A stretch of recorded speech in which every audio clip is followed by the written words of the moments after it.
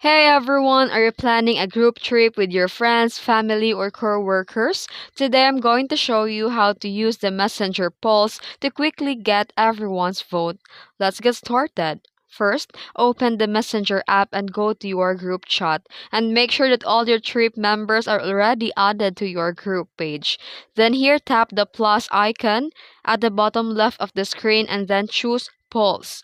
Now type your question like where should we go this weekend? And add a few options. And once already done or the poll is ready, tap create poll. And everyone in the group can now vote and see the result in real time. And use the winning option to finalize your plan, whether it's a beach trip or you're going to US, Singapore or whatever country that you like. No more endless back and forth messages. And that's how you easily plan your next group trip with your messenger polls. If you found this video helpful, give it a like, thumbs up, and subscribe for more tips and tricks. Thanks for watching.